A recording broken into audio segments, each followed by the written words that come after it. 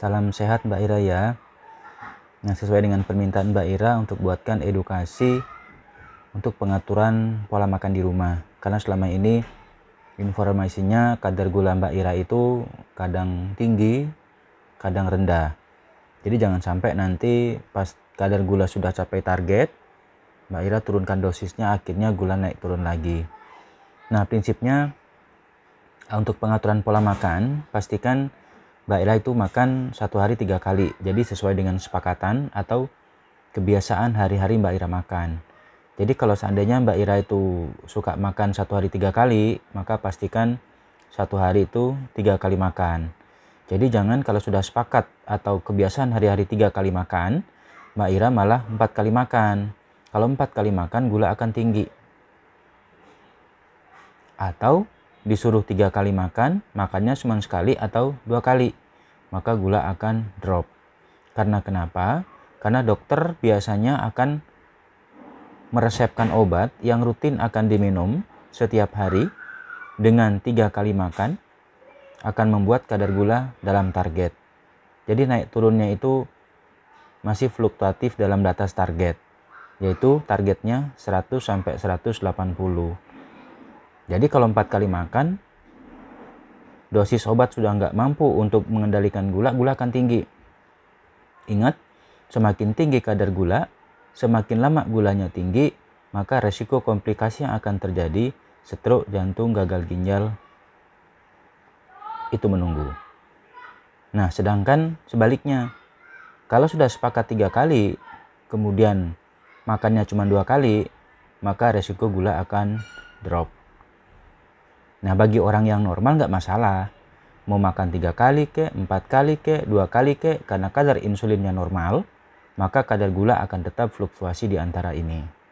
Tapi pada orang sakit gula, itu nggak bisa. Karena berpengaruh terhadap asupan makanan yang masuk dalam hari itu. Nah, sekarang agar kadar gulanya stabil, jadi sepakati. Kalau kebiasaan hari-hari 3 kali makan, maka rutin 3 kali makan, itu yang penting. Kedua, makannya nasi putih. Jangan ganti-ganti. Karena kebanyakan orang disuruh makan nasi jagung, beras merah, nasi putih, ubi. Masalahnya, gula akan naik turun. Karena masing-masing kadar gula dari makanan itu berbeda. Jadi di saat kadar gulanya agak tinggi asupannya, gulanya akan naik. Di saat makan yang kadar gulanya rendah akan turun. Jadi fluktuasinya akan tinggi. Jadi akan rumit untuk pengaturan dosis. Nah, kalau sekarang asupan dosisnya itu asupan nasinya itu tetap, maka kadar gulanya akan stabil. Karena logikanya dengan porsi makan yang sama, dosis obat yang sama, maka kadar gulanya akan hampir sama. Dari situ yang harus ditata lebih dulu. Karena kalau itu tidak ditata, maka hasilnya akan sulit untuk mencapai target. Nah, ada yang nanya, katanya nasi putih buat sakit gula. Enggak. Di antara makanan memang nasi putih karbonya agak lebih tinggi dibandingkan yang lain. Tapi karbohidrat, nasi bukan penyebab sakit gula. Kalau nasi sebagai penyebab sakit gula, berarti semua yang makan nasi sudah kena gula dong. Kenyataannya kan enggak. Nah, justru yang sering pemicu mempermudah terjadinya gula itu adalah makan yang terlalu manis. Sering-sering atau doyan makan gula merah, gula putih. Atau sekarang yang udah sakit gula pun Tropican Slim itu dianggap obat. Padahal enggak. Tropican Slim diabetasol pun itu akan memicu kadar gula tambah tinggi yang mengakibatkan dosis obat akan cenderung naik. Jadi kalau bisa Tropican Slim pun jangan. Jadi ini kan sudah kelebihan gula. Udah deh nggak usah makan yang itu lagi gitu ya. Kemudian rutin makan nasi putih, jangan ganti-ganti. Ya, yang ketiga, porsinya. Jadi kalau porsinya itu sudah sepakat, misalnya 2 sondo nasi, 2 entong nasi, bukan sendok yang makan itu ya, bukan ya, entong ya. Entong atau sondo nasi orang Manado bilang. Jadi kalau sudah sepakat 2 sendok nasi, berarti pagi 2 sondo, siang 2 sondo, malam 2 sondo. Artinya takaran makan ini tiap hari kasih sama. Jangan beda-beda. Sering kan orang makan pagi 1 sendok, bubur lagi. Makan siang 3 sendok, makan malam 2 sendok. Artinya apa? gula di saat 1 sendok rendah, di saat 3 sendok tinggi. Sore turun lagi. Nah, jadi gula itu naik turun lagi. Sedangkan dosis yang dikasih itu kan sama. Misalnya dokter ngasih dosis 3 kali sehari minum obat. Ya rutin segitu, dosisnya akan sama. Sedangkan kalau makanan dirubah-rubah, maka kadar gula dalam darah pun akan naik turun. Makanya kalau sudah sepakat 2 sendok nasi, 2 sondo nasi, pagi 2 sondo, siang 2 sondo, malam 2 sondo. Jadi intinya di sini takaran porsi makannya itu sama antara makan pagi, makan siang, makan malam. Jadi harus sama, jangan dirubah-rubah. Nah, yang penting di sini adalah porsi takarannya. Apakah perlu sedikit? Apakah perlu 1 sondo pagi, siang, malam? Atau 2 sondo pagi, siang, malam? Atau bahkan 4 sondo pagi, siang, malam? Tergantung berat badan. Kalau berat badannya kurus, maka pilih sondo yang paling besar. Jadi 4 sondo. Pagi 4 sondo, siang 4 sondo, malam 4 sondo. Agar berat badannya naik. Jadi tujuannya mengurangi porsi makan itu bukan takut gulanya tinggi, tidak. Agar berat badan turun, itu pada pasien yang gemuk. Tapi pasien yang kurus justru dibalik. Porsinya dinaikin agar pasiennya tidak tambah kurus. Artinya kalau seandainya Ibu Wira badannya gemuk, otomatis pilih yang mana rasa nyaman agar tidak merasa kelaparan. Jadi kalau misalnya 2 sondo nasi bikin rasa nyaman, maka pilih pagi 2 sondo, siang 2 sondo, malam 2 sondo. Intinya di saat gula stabil, berat badan tidak tambah gemuk. Ingat, kalau berat badan tambah gemuk, maka keadaan gulanya nanti akan semakin parah. Jadi kalau seandainya Mbak Ira kurus, silahkan makan 4 sondo nasi. Kasih penuh deh piringnya. Jadi makan pagi 4 sondo, makan siang 4 sondo, makan malam 4 sondo. Nggak apa-apa. Karena dokter akan menaikkan dosis obat yang membuat makan 4 sondo, tapi kadar gula tetap antara 100 sampai 180. Itu prinsipnya. Nah, yang terakhir adalah lauk pauk.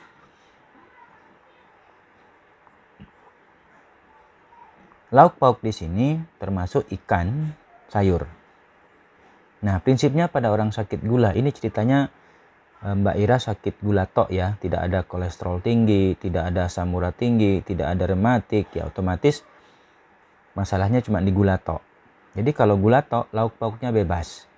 Jadi bebas dalam arti mau makan sayur apa saja boleh, mau makan ikan apa saja boleh.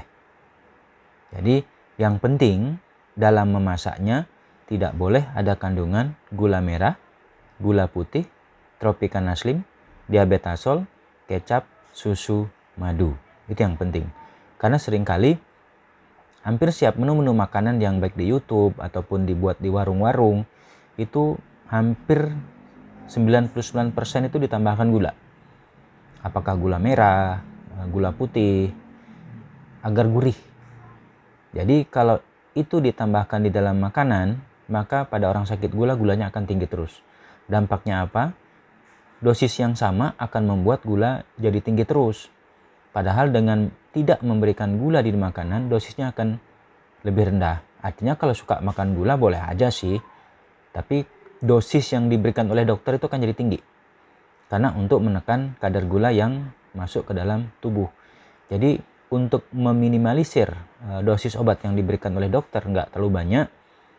Jadi stop makan yang mengandung gula. Nah, sekarang ayam boleh nggak? Boleh, tapi jangan ayam kecap. Makan tempe boleh nggak? Boleh, tapi jangan tempe yang ditambahin gula merah. Nah, seringkali masak tempe ditambahin gula merah. Atau seringkali kalau di Manado itu makan tinutuan. Katanya tinutuan bikin gula tinggi sampai 400. Bukan tinutuan yang bikin gula 400. Tapi di saat makan tinutuan ditambahkan kecap. Kecap itulah yang membuat hingga kadar gulanya sampai 400. Jadi begitu diperiksa malah panik gulanya terlalu tinggi. Jadi bukan tinutuan yang membuat gulanya terlalu tinggi, tapi kecap manis itulah yang membuat kadar gula terlalu tinggi. Nah, program ibu di rumah adalah prinsipnya yang tadi. Pastikan ibu makan 1 hari 3 kali. Kedua, makannya pastikan dengan nasi putih, jangan diganti-ganti. Jadi kalau sepakat nasi putih, Pagi nasi putih, siang nasi putih, malam nasi putih. Kemudian pastikan porsi yang ibu pengen makan, sesuaikan dengan berat badannya. Jadi kalau berat badan ibu kurus, silahkan 3 sendok atau 4 sendok, terserah. Yang penting di perut rasa nyaman. Tapi kalau sudah sepakat porsinya 3 sendok yang membuat perutnya nyaman, jangan dirubah. Tetap pagi 3 sendok, siang 3 sendok, malam 3 sendok. Nah, dengan begitu dokternya tinggal sekarang merubah dosis. Nah, nanti informasikan kadar gulanya. Kalau belum capai target, misalnya hasil pemeriksaan gula darahnya masih 300-an. Jadi otomatis nanti dokternya akan menaikkan dosis secara bertahap hingga kadar gula mencapai target. Jadi targetnya berapa? Antara 100 sampai 180 gitu kira-kira. Jadi tugas Mbak Ira sekarang adalah stabilkan pola dan porsi makan. Lauk pauk bebas, asal tidak ada tambahan gula merah, gula putih, tropicana slim, diabetasol, kecap, susu, dan madu. Nah, bagaimana dengan kue-kue? Nah, kalau seandainya berat badan ibu Mbak Ira sekarang lagi gemuk, lebih baik stop deh kue-kue. Tapi kalau terpaksa misalnya pengen cemilan, boleh aja, tapi cemilan yang tidak ada kandungan gula merah, gula putih, tropicana slim, diabetasol, kecap, susu, madu. Oke, karena itu paling sering yang membuat kadar gula tiba-tiba naik. Tapi untuk buah-buahan, grow rebus, kemudian pisang sepatur rebus yang agak mengkal itu lebih bagus. Kalau misalnya perut lapar kayak gitu kan, di antara makan pagi makan siang pengen nambah sesuatu misalnya pakai cemilan, boleh, itu aman, tidak membuat gula naik terlalu tinggi. Tapi kalau misalnya kayak buah pisang itu boleh aja, tapi nanti rutin. Artinya kalau misalnya sepakat di antara makan pagi itu misalnya 2 biji pisang, kemudian di antara makan siang dan sore 2 biji pisang. Jadi rutin 2 biji, jangan nanti sekarang 1 biji, besok 1 sika. Gula akan naik, karena buah pun itu menaikkan kadar gula, walaupun tidak sehebat makan atau minum yang mengandung gula. Nah, jadi prinsipnya itu program pengaturan pola makan, nanti tugas dokter untuk menyesuaikan dosis obat yang diberikan hingga target tercapai. Nah, ini yang penting, begitu kadar gula sudah tercapai antara 100 sampai 180, misalnya ini periksa gula darah sore ya. Dokter lebih suka periksa gula darah sore. Kenapa? Kalau pagi itu lebih sering 160 itu dianggap normal, rendah. Padahal 160 ini tinggi. Karena target gula darah sebelum makan pagi itu di bawah 140. Karena gula darah normal pagi itu 80 sampai 99, di bawah 100. Itu kadar gula darah normal. Tapi target untuk sakit gula antara 80 sampai di bawah 140. Jadi kalau sudah di bawah 140, dosis sudah cukup. Tapi kalau belum, itu dirubah. Nah, kenyataannya kadang ada yang 180 kadar gulanya pagi itu dianggap sudah terkendali, jadi dicuekin. Nah, itu salah. Padahal kalau sesudah makan seandainya diperiksa, ini kadang-kadang mesti dikalikan 2. Jadi tinggi sebenarnya, lebih dari 300 kadar gulanya. Nah, makanya dokter lebih suka mengendalikan kadar gula darah itu sore. Kenapa? Kalau kadar gula darah sore normal, misalnya 100 sampai 180 di antara itu, maka kadar gula pagi itu pasti rendah. Nah, yang jadi masalah di saat periksa kadar gulanya pagi rendah, kebanyakan ketakutan. Obatnya lah tidak dikasih minum. Bahkan kadar gula darah puasa 80 malah dikasih teh manis. Padahal pasien nggak ada keluhan apa-apa. Nah, ini cuma masalah misinformasi dan pemahaman aja yang kurang tepat. Jadi kalau kadar gula pagi itu rendah, nggak usah takut. Makanya agar menghindari dari kekhawatiran sampai salah yang harusnya tidak perlu dihentikan, obatnya dihentikan, sebaiknya periksa gula darah sore. Jadi kalau kadar gula darah sore rendah, pasti rendah. Karena gula darah pagi rendah belum tentu sorenya rendah, bisa saja tinggi. Karena sering gula darah paginya 100, karena tahu gulanya rendah, akhirnya makannya banyak. Gulanya jadi tinggi, bisa saja 300 sorenya. Makanya kalau bisa, tetap apapun yang terjadi, pola makan, porsi makan, komposisi makanan, itu tetap kasih sama. Karena dengan logika, dosis obat yang sama, porsi, komposisi, frekuensi makanan yang sama, maka kadar gula hasilnya hampir sama. Kalau bisa mengendalikan itu, maka kadar gula akan tetap terkendali. Nah, untuk hal-hal tertentu, misalnya dalam keadaan tidak ada nafsu makan, sakit mahnya kambuh, mual muntah, misalnya diare, seringkali cenderung timbul drop kadar gulanya. Kenapa? Karena di saat dosis sudah ditentukan, porsi makannya 1 piring, karena alasan mual, muntah, nyeri ulu hati, akhirnya makannya cuma setengah porsi dari biasanya. Di saat porsi makannya cuma setengah, ingat obat yang diminum itu juga setengah. Atau kalau suntikan insulin, suntikannya juga setengah. Misalnya dapat 2 macam obat, jadi otomatis itu dibagi 2. Jadi dibelah jadikan 2, karena makannya separuh, pagi siang malam separuh, bisa menghabiskan setengah dari porsi biasanya, maka dosis obat pun diturunkan setengah dari dosis biasanya. Maka ini nggak akan drop kadar gulanya. Nah, yang sering terjadi adalah porsi makannya tetap sama, dosis obatnya sama, normal, tapi di saat makannya setengah dengan alasan tertentu, cuma makannya separuh dari biasanya, obatnya dikasih dosis yang sama, maka kadar gulanya akan rendah. Nah, lebih sialnya lagi, pasien muntah-muntah tidak bisa makan, obat gulanya dikasih minum.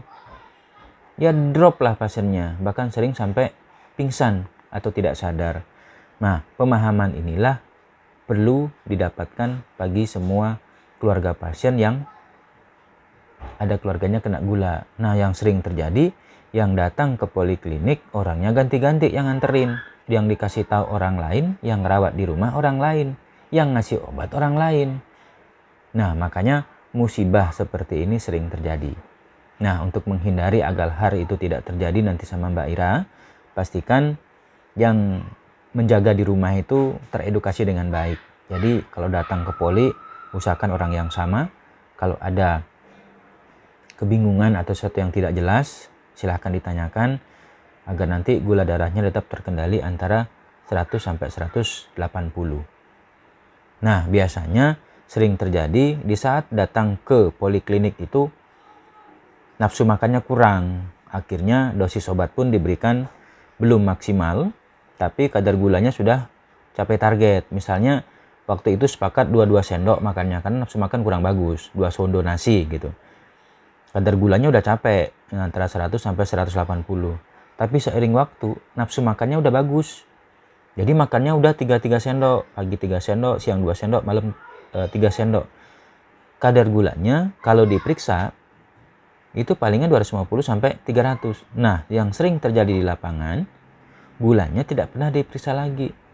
Nanti setahun, 2 tahun baru nongol lagi gulanya berapa? 300. Nah, maka disarankan bila dosis sudah ketemu, porsi makan sudah cocok dan hasilnya antara 100 sampai 180, minimal mbak ya sebulan sekali lah periksa kadar gulanya. Bagusnya seminggu sekali sih oke ya, tapi kalau alasan biaya dan lain-lain, minimal sebulan sekali periksa gula darah sore, acak secara acak, artinya jangan direncanakan. Secara acak kan sepakat tadi porsi makan, frekuensi, porsi yang sama kan dengan komposisi yang sama. Jadi logikanya harusnya dengan dosis yang sama, porsi makan yang sama, harusnya kadar gula yang sama. Tapi kapan saja nanti hasil gulanya itu cenderung mulai di atas 200, secepatnya kembali ke dokter. Ya minimal cek dulu lah, kok sampai 200, apa salah makan, dosis obatnya sama, porsi makannya sama. Jangan-jangan ada cemilan yang manis dimakan. Nah, kalau ada cemilan yang manis dimakan, cukup hentikan cemilan itu. Berikut cek lagi. Tapi kalau misalnya sudah dipastikan dosis obatnya sama, porsi, frekuensi, komposisinya sama, ternyata kadar gulanya dicek tiap 3 hari di atas 200, saatnya kembali ke dokter. Itu artinya dosis obatnya sudah perlu dinaikkan agar tetap kadar gula bertahan antara 100 sampai 180. Atau sebaliknya, misalnya dengan ngatur pola makan yang baik, kemudian berat badan sudah mulai turun kembali ke normal yang dulunya gemuk, kadang-kadang dosis obat itu perlu diturunkan. Nah, kapan perlu menurunkan dosis? bila hasil pemeriksaan gula darah sore itu cenderung rendah. Kapan dikatakan rendah? Ingat, normalnya 80 sampai 99 itu kan gula darah puasa pagi. Tapi kalau kadar gula ini kemudian 80 sampai 99 ini atau di bawah 100 itu cenderung hasilnya pada pemeriksaan gula darah sore, maka inilah saatnya untuk menurunkan dosis obat. Jadi dosis obat yang dulunya misalnya 2 sampai 3 tablet, sekarang bisa saja diturunkan jadi 2 tablet. Atau bahkan bisa jadi 1 tablet. Karena seringkali terjadi pada pasien-pasien yang dulunya gemuk, sekarang berat badannya kembali normal, bahkan bisa terkendali tanpa harus minum obat. Ya, seperti itu kira-kira. Jadi dalam perkembangan sakit gula itu ada 3 macam kemungkinan. Bisa membaik, dosis diturunkan, bahkan bebas dari obat dengan ngatur pola makan dan perbaikan berat badan. Bisa saja dosisnya menetap, begitu aja bertahun-tahun. Nah, yang tidak bisa kendalikan biasanya ada juga yang cenderung memburuk. Jadi dosis obatnya tidak cukup untuk menekan kadar gula, justru perlu dinaikkan dosisnya agar bisa bertahan antara 100 sampai 180. Nah, prinsipnya berapapun jumlah obatnya, berapapun jumlah dosisnya, yang bisa mempertahankan kadar gula antara 100 sampai 180 target, itulah yang rutin diminum seterusnya. Jadi jangan nanti gulanya tinggi, minum obat, serta gulanya normal atau rendah, dihentikan. Karena di saat obat dihentikan, gula akan naik. Ingat, prinsip minum obat gula itu adalah kalau obatnya diminum, gula akan terkendali. Tapi kalau obatnya dihentikan, gula akan tinggi lagi.